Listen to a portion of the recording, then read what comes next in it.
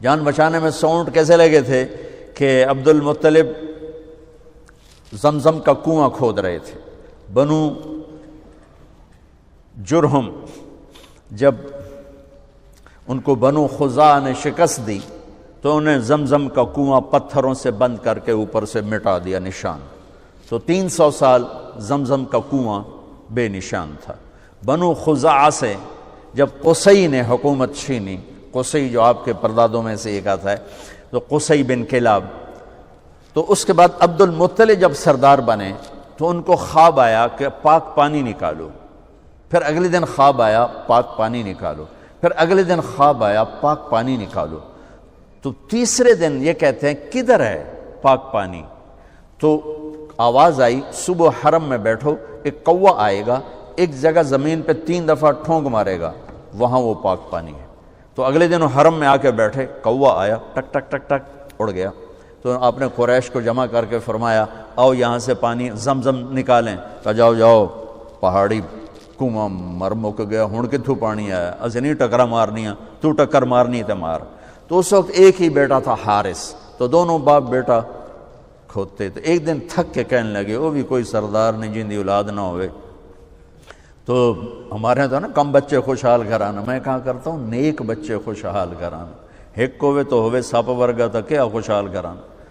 تو نیک بچے خوشحال گھرانا.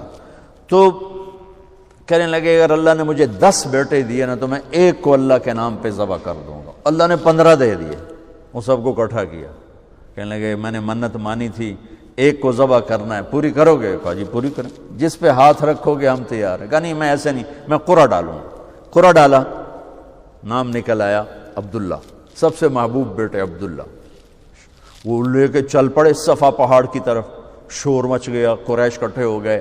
ایک بہت بڑا سردار تھا، ایمان تو نصیب نہ ہوا لیکن کام بڑا کر گیا، عاص بن وائل.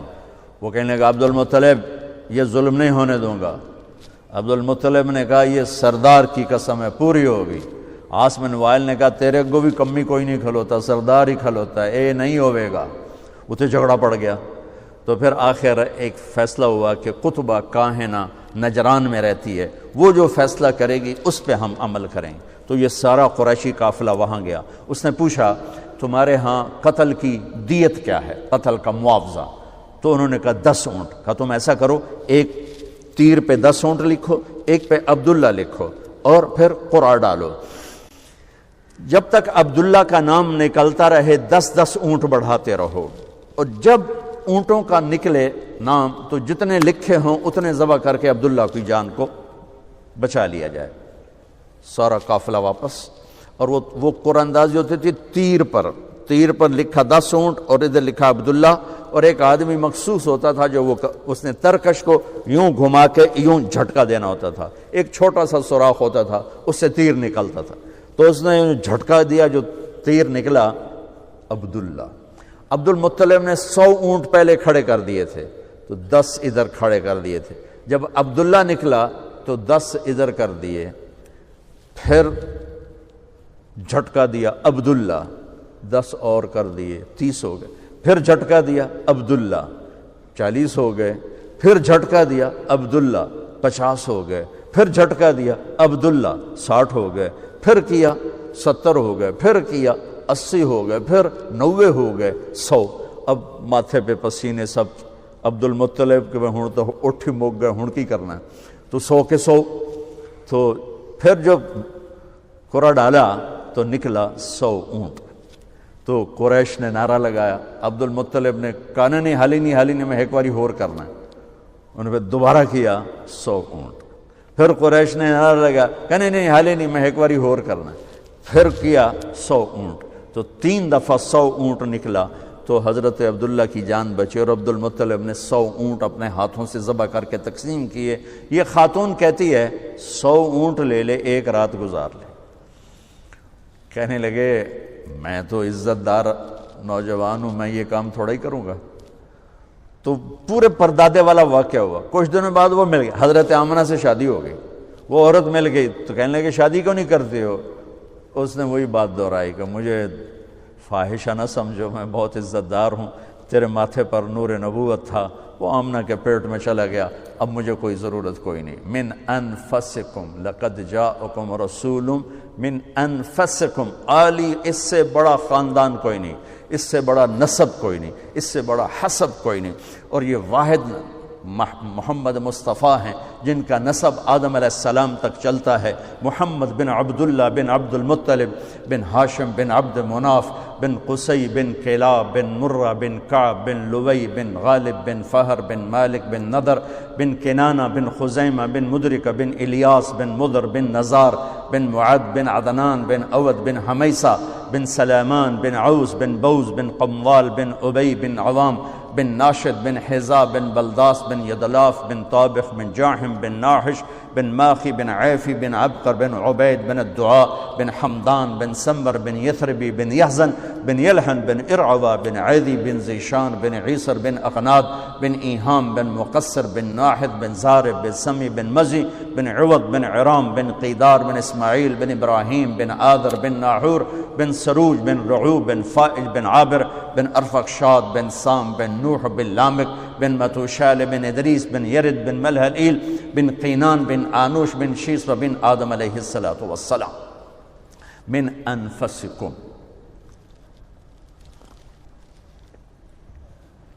میرے رب نے اپنے اور بندوں کے درمیان، چاہے وہ ڈاکٹر ہوں، چاہے مولانا ہوں، چاہے خواتین ہوں، چاہے تاجر ہو، چاہے ریڈی والا ہو، چاہے بادشاہ ہو، ایک واسطہ بنایا ہے، ایک واسطہ بنایا، وہ ہے محمد الرسول اللہ صلی اللہ تبارک و تعالی علیہ وسلم۔ میں نے قرآن سے، پچھلی کتابوں سے تھوڑا آپ کے سامنے پیش کیا کہ ہمارے نبی ہیں کیا۔ جب ہم ان کو جانتے ہی نہیں تو ان کی سیرت پہ کیا چلیں؟ خالی اتنا پتہ ہے کہ ہم اللہ کے نبی کے کلمہ پڑھنے والے ہیں، لیکن وہ کیا ہیں، وہ کیا ہستی ہیں؟ جب تک ہیبت نہ ہو، محبت نہ ہو اور اس کی عظمت نہ ہو تو اس کی بات کی عظمت کہاں سے آئے گی؟ مجھے پتہ ہی نہیں ہے کہ یہ کہنے والا کون۔ میرا بھائی یہاں لاہور میں آنے سے پہلے نشتر ہاسپٹل میں دل کا، وہ جو ابتدائی دنوں میں ڈاکٹر تھا، تو میں اس کے وارڈ میں کھڑا تھا تو ایک چھوٹے سے قد کا آیا بندہ، بڑا بے روبا گیا، تو وہ میرا بھائی ایسے ہو گیا۔ تو جب وہ چلے گا تو میں نے کہا مجھے لگتا ہے یہ تیرا پروفیسر ہے۔ کہنے لگا تینوں کیوں پتہ؟ میں کہا تو اینج ہو گیا، حالانکہ بندہ تو بڑا بے روبا ہے، چھوٹا جا۔ جس کا روب ہوتا ہے، جس کی عظمت ہوتی ہے، اسی کی اطاعت ہوتی۔ ہم جانتے، ہمارے تذکر ہی نہیں کہ ہمارے نبی، کہ آپ کو اپنے وہ کیا ہسپتال سے کلینک سے ہسپتال سے کلینک، تو تھوڑا اور بھی دکھ ہے زمانے میں محبت کے سوا، راحتیں اور بھی ہیں وصل کی راحت کے سوا۔ فیصل آباد میں ایس پی آیا، 4 مہینے لگا رہا تھا تبلیغ میں، تو عبد الخالق، میں نے اس سے کہا جو یہاں کا ایس پی ہے نا فیصل آباد کا، ظفر عباس لک، وہ میرا اسکول، سینٹرل ماڈل اسکول کا ساتھی ہے اور وہ میرا روم فیلو بھی ہے، چلو تمہیں ملاتا ہوں۔ کہا چلو۔ وہ کہنے لگا میرا بیچ میٹ ہے، چلو ملتے ہیں۔ تو ہم مسجد سے نکلے، پولیس لائن کا ایک دروازہ سامنے تھا پولیس کے لیے، اور ایک عوام کے لیے تھا، ذرا وہ پھر 1 کلومیٹر کا چکر پڑتا تھا، تو ہم سیدھے وہاں چلے گئے۔ تو پولیس والے نے دیکھا 2 صوفی آ رہے ہیں، ٹھیک ہے، اس کو نہیں پتا کہ یہ ایس پی آ رہا ہے۔ اس نے کہا 2 مولوی، 2 بندیاں ٹوپیاں، 2 بندیاں داڑیاں۔ اس نے عبد الخالق نے کہا بھائی دروازہ کھولو۔ وہ ایسے کھڑا، کہنے لگا تو آؤ۔ اسے کیا پتا یہ کیڑی بلا کھلو۔ اس نے پھر کہا بھائی تیری بڑی مہربانی، دروازہ کھول دے۔ کہنے لگا سنیا نہیں، اتوں آؤ۔ جون کا مہینہ، گرمی شدید۔ اس نے پھر کہا بھائی تیری بڑی مہربانی، گرمی ہے، دروازہ کھول دے۔ کہا صوفی صاحب سنیا نہیں تسی، اتوں آؤ، اب دیکھو تالا لگوا ہے، میرے کو چابی کوئی نہیں۔ پھر وہ مجبور ہو گیا، اس نے کہا میں عبد الخالق ایس پی۔ انہوں نے کہا سر، وہ دل کرے سجدہ کرا، چونکہ ہوں انہوں پتہ لگا کہ یہ تو مینوں ڈسمس بھی کر سکتا، یہ تو میرا سارا کیریئر تباہ کر سکتا ہے۔ انہوں نے کہا سر، انہیں کانپتے ہاتھوں سے چابی نکالی، تالا کھولا، وہ کبھی آگے کبھی پیچھے، کبھی آگے کبھی پیچھے۔ میں کہہ لگا آج ایک سبق تھا پتہ لگ گیا ڈھیر ساریاں چیزاں کتاباں تو نہیں لب دیاں، زندگی دے تجربات تو لب دیاں. میں کہ جب تک حاکم کی عظمت نہیں ہوگی حکم کی عظمت کبھی نہیں آئے گی. تو ہمارا المیہ یہ ہے کہ ہمارے اندر عظمت مصطفیٰ ہی نہیں ہے تو پھر اطاعت کیسے آئے؟ شکر ہم ایمان والے ہیں، اللہ کا لاکھ لاکھ شکر ہے، اور عظمت ہے. وہ درجہ نہیں جو اطاعت پہ جھکا دے، وہ درجہ نہیں ہے جو اطاعت پہ جھکا دے. جس کو اللہ خوش کرنے کی وَلَا سَوْفَ يُعْطِيكَ رَبُّكَ فَتَرْضَىٰ، پوری کائنات سے کہتا ہے مجھے راضی کرو، اور خود کہتا ہے میرے محبوب میں نے آپ کو راضی کرنا ہے. تو اللہ کے نبی کی سیرت، بھائیو معذرت چاہتا ہوں، اگر آپ صرف 1 سال کی کانفرنس سے ڈاکٹر بنے ہو تو پھر شاید مجھے بھی امید ہے کہ 1 گھنٹے کی بعد سے سیرت مصطفیٰ کا تاثر بھی قائم ہو جائے گا. یہ جیسے یہ ناممکن ہے کہ آپ ایک فن میں زندگی کھپائے بغیر نہیں کمال کو پہنچے، ایسے ہی سیرت مصطفیٰ اور محبت مصطفیٰ وہ بھی ایک سفر ہے زندگی کا، جس میں کھپے بغیر ہم اس مقام پر نہیں پہنچ سکتے جس پر جا کر زندگی اطاعت میں ڈھل جاتی ہے، محبت میں ڈھل جاتی ہے. حضرت عمر رضی اللہ عنہ میرے نبی جا رہے تھے کٹھے، میرے نبی کو ٹھوکر لگ گئی، ٹھوکر لگ گئی. آپ کے انتقال کے بعد جب عمر وہاں سے گزرتے تو ٹھوکر کھاتے. وہ کہتے اتنے شاید پئی کوئی نہیں تو ٹھوکر کیوں کھا رہے ہو؟ کہ یہاں میرے نبی نے ٹھوکر کھائی تھی جب میں بھی ٹھوکر کھاتا. پھر جب عظمت ہوتی ہے تو یوں اطاعت آتی، یوں محبت پیدا ہوتی. عبداللہ بن عمر عرفات سے نکلے، اونٹنی بٹھا کے ایک طرف جا کے بیٹھ گئے پیشاب کرنے. اٹھ کے واپس آئے اپنے غلام نافع سے، کہنے لگے نافع میں نے کیا کیا ہے؟ انہوں نے کہا آپ نے پیشاب کیا؟ کہا نہیں میرا تو اب بھی وضو ہے، میں اللہ کے نبی کے ساتھ آخری حج میں تھا تو آپ نے یہاں اونٹنی بٹھائی تھی، یہاں پیشاب کیا تھا، بس میں نے اپنے نبی کی نقل اتاری ہے. پھر آدمی یوں ہو جاتا. تو اپنے نبی کی سیرت کو پڑھیں، اپنے نبی کی سیرت کے ساتھ کچھ ٹائم بیٹھا کریں، تب جا کر دین سامنے آئے گا، ورنہ صرف کلینک ہی سامنے ہوگا. اب وہ ہستیاں ہیں جو درد مندوں کی دعائیں روزانہ لے سکتے، اور صرف آج کا دن نہیں گزار سکتے، آپ اپنی نسلوں کو خوبصورت فیوچر دے کے جا سکتے کہ دعاؤں کی طاقت موت کے بعد بھی چلتی رہتی. میں آپ کا زیادہ وقت لے چکا ہوں، معافی چاہتا ہوں. تو اگر کوئی بات میری بری لگی ہو تو آپ مجھے اللہ کے واسطے معاف فرمائیں. میرے عزیزوں، بچے بچیوں، پوری دنیا کے انسانوں، اللہ کرے میرا پیغام پوری دنیا میں پہنچے، مسلم بھی سنیں، نان مسلم بھی سنیں، کہ اچھی بات تو لینی چاہیے جہاں سے بھی ہو. عید قربان جس کو ہم کہتے ہیں وہ قریب ہے، 5 دن 6 دن باقی ہیں. یہ ابراہیم علیہ السلام کی سنت ہے، اور میرے نبی نے اس کو زندہ کیا. بیچ کے زمانوں میں یہ نہیں تھی، اس کو میرے نبی پاک صلی اللہ علیہ وسلم نے زندہ فرمایا. اور آپ اپنے عید کے موقع پر 2 جانور ذبح فرماتے تھے، 2 دمبے، ایک امت کے لیے اور ایک اپنے لیے. سبحان، ایک امت کے لیے ایک اپنے لیے. ابراہیم علیہ السلام سے یہ سلسلہ کیسے شروع ہوا؟ ابراہیم علیہ السلام کون ہیں؟ ان کی ہستی کیا ہے؟ ابراہیم علیہ السلام وہ نبی ہیں جن پر ساری امتوں کا اتفاق ہے. یہود بھی ابراہیم علیہ السلام کو کہتے ہیں ہمارے ہیں، عیسائی بھی ابراہیم علیہ السلام کو کہتے ہیں ہمارے ہیں، مسلمان بھی ابراہیم علیہ السلام کو کہتے ہیں ہمارے ہیں. آگے پھر یہود موسیٰ علیہ السلام پر رک جاتے ہیں اور عیسیٰ علیہ السلام کا انکار کرتے ہیں. عیسائی عیسیٰ علیہ السلام پر رک جاتے ہیں اور محمد مصطفیٰ صلی اللہ علیہ وسلم کا انکار کرتے ہیں. ان ابراہیم لأواہ حلیم، ان ابراہیم لأواہ حلیم.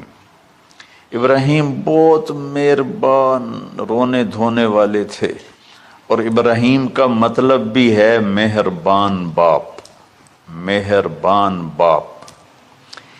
ابراہیم علیہ السلام کی کہانی تو بہت لمبی ہے، اسے سنانے کے نہ مجھے سکت ہے اور نہ ہی آگے جو ہم کاسٹ کرتے ہیں اس میں اتنی ہمت ہوتی ہے، تو ہم شروع ہی کرتے ہیں کہ ابراہیم علیہ السلام سے اللہ نے اپنے بچے کی قربانی کیسے لی، پیچھے سارے واقعات کو چھوڑ کر۔ ابراہیم علیہ السلام کو جب آگ میں ڈالا گیا اور اللہ تعالیٰ نے ان کو آگ سے زندہ سلامت باہر نکالا، تو پھر انہوں نے ہجرت فرمائی اور مصر گئے۔ مصر کا جو بادشاہ تھا وہ ہر آنے والی عورت کو زبردستی ایک رات اپنے کمرے میں رکھتا تھا، تو اس نے حضرت سارہ علیہ السلام کو بھی قبضہ کر کے اپنے کمرے میں رکھا۔ جو ہی ہاتھ بڑھاتا اس کا ہاتھ سوکھ جاتا، پیچھے کرتا تو ٹھیک ہو جاتا، پھر ایسے ہاتھ بڑھاتا سوکھ جاتا، پھر پیچھے کرتا ٹھیک ہو جاتا، پھر ایسے ہاتھ بڑھایا سوکھ گیا، پھر پیچھے کیا ٹھیک ہو گیا۔ تو اس نے کہا یہ تو کوئی اور ہی بات ہے، تو اس نے اپنی بیٹی حضرت ہاجرہ وہ ان ابراہیم علیہ السلام کے نکاح میں دے دی۔ ابراہیم علیہ السلام اس وقت 70 سے اوپر جا چکے تھے اور حضرت ہاجرہ 22 سال کی تھی۔ یہ 3 افراد کا قافلہ ہجرت کر کے فلسطین پہنچا، اور ابراہیم علیہ السلام کی عمر گزر گئی۔ رب ہب لی من الصالحین، یا اللہ کوئی نیک بچہ دے، یا اللہ کوئی نیک بچہ دے۔ اولاد کا نیک ہونا ضروری ہے، ڈاکٹر بنے، انجینئر بنے، عالم بنے، مفتی بنے، ان میں سے کوئی چیز ضروری نہیں، اولاد کا نیک ہونا ضروری ہے، اور اس کے لیے والدین کو ٹائم دینا پڑے گا، والدین کو محبت دینی پڑے گی، والدین کو گود دینی پڑے گی، والدین کو شفقت دینی پڑے گی، ورنہ اولاد اور ماں باپ 2 کنارے بن جائیں گے۔ کچھ تقریباً 84 سال کی عمر میں اللہ تعالیٰ نے حضرت ہاجرہ سے بیٹا دیا، سارہ کی بجائے ہاجرہ سے بیٹا دیا۔ حضرت اللہ کی حکمت تھی، اللہ بھی یہی چاہ رہے تھے، تو حضرت سارہ کو بڑی تکلیف ہونے لگی، کہنے کہ اس بچے کو مجھ سے دور کرو، اس بچے کو مجھ سے دور کرو، میں دیکھ نہیں سکتی۔ تو جبریل آئے کہ اللہ تعالیٰ بھی فرما رہے ہیں کہ اسے یہاں سے دور کرو، کہ کہاں لے جاؤں؟ کہ یہ ہم بتائیں گے کہاں لے جانا ہے۔ تو جبریل انسانی شکل میں اونٹ پہ سوار ہو کر تشریف لائے، اور پیچھے حضرت ابراہیم علیہ السلام اپنی اونٹنی پر، بچہ بیگم، اور آگے جبریل رہبر کے طور پر۔ فلسطین سرسبز ہے، کہیں خشک ہے، لیکن پانی ہے، اچھی آبادی ہے۔ چلتے چلتے چلتے چلتے 1 مہینہ کا سفر کرنے کے بعد جب وہ علاقہ شروع ہوا جہاں کالے پہاڑ، کالے پتھر، کوئی پتا نہیں سبزے کا اور کوئی نشان نہیں پانی کا، وہاں سے چلتے چلتے چلتے 4 پہاڑوں کے اندر ایک وادی سی آئی۔ جب وہاں پہنچے تو جبریل کہنے لگے اللہ کے نبی یہاں ہاجرہ اور اسماعیل کو چھوڑ دیں۔ جب وہ آگ میں جا رہے تھے نا ابراہیم علیہ السلام، تو ایک لفظ نہیں بولے، بنا کہا حسبی اللہ ونعم الوکیل۔ لیکن جب جبریل نے کہا یہاں چھوڑ دیں تو ایک دم بولے یہاں کیسے چھوڑ دوں، یہاں تو کچھ بھی نہیں ہے، یہ کیسے رہیں گے؟ کہ یہ آپ کے رب کی منشا ہے، یہاں اللہ کا گھر بنے گا، یہاں اس بچے کی نسل سے ایک آخری نبی پیدا ہوگا جو پورے عالم کو روشن کرے گا، اب چھوڑ دیں۔ تو وہ وہاں 3 دن رہے، ان کے لیے ایک چھپر سا بنایا لکڑیاں کاٹ کے، یا 2 دن رہے یا 1 دن، یہ تو کوئی تحقیق کوئی نہیں ہے، لیکن ایک چھپر سا ان کو بنا کے دیا ایسے، یعنی اس ایک اوپر وہ لکڑیوں کی جاگ بنا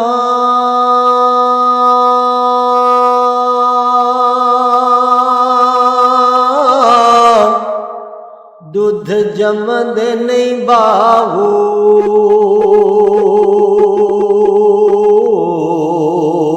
بھاویں لال ہون کڑ کڑ کے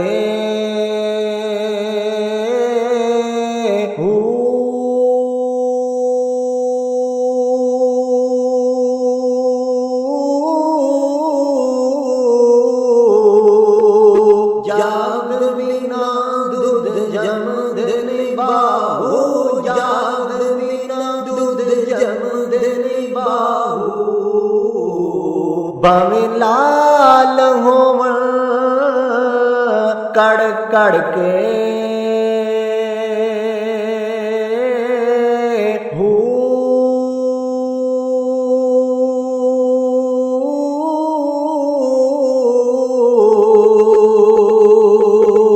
کوڑے کھو کدے میٹھے نہیں ہوندے، بھاویں مڑا منہ گڑ پائیے کر دی اور نیچے ایسے بانس سے گاڑ دیے اور چل پڑے۔ تو حضرت حاجرہ فرمانے لگے آپ کہاں جا رہے ہیں؟ اتنا بڑا امتحان تھا کہ جواب نہیں دینا، بس چپ کر کے چلو۔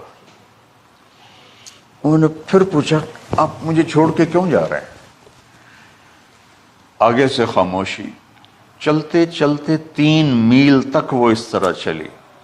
جب وہ کدئی پہنچیں تو اس وقت ان کو خیال آیا یہ اللہ کے نبی ہیں، کہیں ان کو اللہ نے نہ کہا۔ تو ان کا اللہ امرک، کیا آپ کو اللہ نے کہا کہ مجھے چھوڑ دیں؟ کہنے لگے ہاں، یوں کیا۔ ایک دم ایک نئی حاجرہ نے جنم لیا کہ اذن، یوں گردن، اذن لن یضیعنا اللہ، جاؤ پھر میرا اللہ مجھے ضائع نہیں کرے گا۔ ابراہیم علیہ السلام بوجھل دل کے ساتھ پیدل چل رہے تھے، دونوں میاں بیوی اونٹنی پہ سوار ہوئے، اور وہ اپنے بچے کو گود میں لے کر ایسے کھڑی ان کو دیکھ رہی تھی۔ یہ کوئی مہینے کے لیے نہیں جا رہے تھے، پتہ نہیں ہے کب واپس آئیں۔ اج دے وچھڑے قد ملن گے، جانے رب رحمان۔ دیکھتی رہیں دیکھتی رہیں دیکھتی رہیں، پھر انہیں ایسے پہاڑی کے اوپر چڑھے کہ اونٹ نیچے اتری، تو پھر انہوں نے منہ موڑا اور واپس اس وادی کی طرف چلیں۔ کیا وقت تھا، صبح تھی شام تھی۔ جو ابراہیم علیہ السلام غائب ہوئے تو ایک دم آپ نے اونٹنی کا منہ موڑا ادھر ہی اور کہا ربنا انی اسکنت من ذریت بواد غیر ذی زرع ربنا لیقیموا الصلاۃ۔ کیا درد ہے، آپ اندازہ لگاؤ ایک آدمی کو 84 سال کی عمر میں بیٹا ملے اور پھر اسے ایسے جنگل بیابان میں چھوڑ دیا جائے، تو ان کے دل پہ کیا بیت رہی ہوگی۔ یہ اس دعا میں وہ درد ہے جو میرے بھی آنسو نکل رہے ہیں۔ ہم کو 3 دفعہ قصہ سنا چکا۔ اے اللہ، تیرے ہی کہنے پر، تو جو میرا رب ہے، یا اللہ نہیں کہا، اللہم نہیں کہا، ربنا، یا اللہ تو تو مہربان ہے، اس میں بھی کوئی تیری مہربانی ہوگی، تیری محبت ہوگی، تیری شفقت ہوگی۔ انی اسکنت من ذریت، میں نے چھوڑ دیا اپنی اولاد کو، یا اللہ میں نے وہاں چھوڑا ہے جہاں نہ پتا ہے، نہ دانا ہے، نہ پانی ہے۔ تو جان اور یہ جانے. اس درد بھری دعا نے عرش کو بھی ہلا دیا تھا اور آپ نے منہ موڑا. اس باپ کو سوچو جو ہر قدم پہ اپنے معصوم بچے سے دور ہو رہا ہے، اور اس ماں کو سوچو جو ہر قدم پہ اپنے خامن سے دور ہو رہی ہے. ابراہیم کی منزل تو آگے گھر ہے، 2 بیویاں اور ہیں. ادھر تو پتھروں کے ساتھ دوستی ہے. جب ہاجر، میں ایک دفعہ میں ایسے سوچ میں بیٹھا، میں اتنا رویا. میں نے کہا جو وہ ہماری ماں ہاجرہ وہاں اکیلی بیٹھی ہوگی، وہ چاروں طرف اونچے اونچے پہاڑ تھے، اور اندر بیٹھنے والے کو باہر کا پتہ نہیں، باہر والے کو اندر کا پتہ نہیں. شام ڈھلی ہوگی تو اندھیری رات نے کیا ظلم ڈھایا ہوگا. کالے پہاڑوں کا اندھیرا، اندھیری رات کا اندھیرا. تارے بھی حیران ہوں گے یہ کون بی بی بیٹھی ہوئی ہے. ستارے روزانہ ہی نکلتے تھے، لیکن آج وہ ایک نیا تماشا دیکھ رہے ہیں کہ ایک معصوم شہزادی ایک معصوم بچے کو گود میں لے کے بیٹھی ہے. کون اسے یہاں چھوڑی؟ چاندنی رات ہی تو چاند بھی حیران ہو رہا ہوگا، یہ کیا ہو رہا ہے، یہ کیا ہو رہا ہے، یہ کیا ہو رہا ہے. اور وہ تنہا جان آسمان کو دیکھتی ہوگی، یا اللہ یہ میرے ساتھ کیا ہوگی. وہ رات کیسی، پہلی رات کیسی گزری ہوگی حضرت ہاجرہ پر. یہ ہمارے تبلیغ والے 3 دن کے لیے جاتے ہیں، بیویاں شور مچا دیتی ہیں، چھوڑ کے جاندے پہ وہ، چھوڑ کے جاندے پہ. اس ہاجرہ کو سوچو جس پر اندھیری رات تھی اور اسے کچھ پتہ نہیں تھا میرے ساتھ کیا ہونے والا ہے. جب دن چڑھا تو سورج نے دیکھ کر اس کی آنکھیں پھٹ گئیں کہ یہ کیا ہے. وہ تو کسی پہ رحم نہیں کرتا. اس کی آگ نے پتھروں کو تپایا، میری ماں ہاجرہ کے چھپر کو تپایا اور تڑپا کے رکھ دیا. ایک چھوٹا سی مشکیزہ تھا پانی کا، اس سے گھونٹ گھونٹ پی کے ان کے منہ میں بھی ڈر رہی تھی. اس مشکیزے پر 3 دن گزرے، پانی ختم ہو گیا. ہم 92 کے حج میں پھنس گئے. مزدلفہ سے پہلے تو ہماری بس میں پانی کوئی نہیں تھا. جو اس وقت ہمارا حال ہو، ہمیں پتہ تھا 2-4 گھنٹے کے بعد پانی ہے، لیکن جو اس وقت بچے بھی تھے، چیخ و پکار تھی. ہاجرہ کی چیخیں کون سن رہا تھا؟ اور ادھر اسماعیل کی دھاڑ دھاڑ شروع ہو گئی، پیاس کی وجہ سے، بھوک کی وجہ سے. بے بس ماں دیکھ رہی ہے، میں کیا کروں.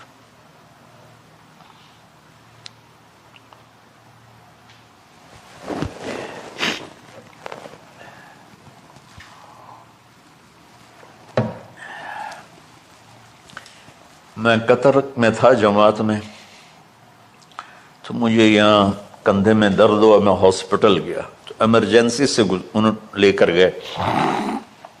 ایک بچہ تڑپ رہا تھا اس میں، جو ہاسپٹل کا بیڈ ہوتا ہے چھوٹا سا. اس کی ماں ٹیک لگا کر نا اس کو یوں دیکھ رہی تھی. مجھے نہیں پتا وہ کون ہے، مجھے نہیں پتا اس بچے کو کیا ہے، لیکن آپ یقین مانیں یہ جو میرے آنسو ہیں اس عورت کی وجہ سے، کہ جس خاموش ساز خاموش فریاد سے معمور ہیں ہم. نالہ اگر لب پہ آتا ہے تو مجبور ہیں ہم. جس طرح وہ ماں ساز خاموش تھی اور اس کے چہرے پر درد پکار رہا تھا. میں صرف ایسے گزرتے گزرتے اس کو دیکھا اور میں آج رو رہا ہوں 15 سال کا قصہ یاد کر کے. تو ہاجرہ کے چہرے کو کون پڑھنے والا تھا؟ کون سی ایمرجنسی وارڈ میں بیٹھی تھی؟ کون اس کے لیے کہہ رہا تھا میں پانی لاتا ہوں، کھانا لاتا ہوں؟ موت تھی، دونوں ماں بیٹی تھی. تو یہ بے قراری میں صفا مروہ کی دوڑ لگائی، انہیں پتا تھا کچھ نہیں ہے،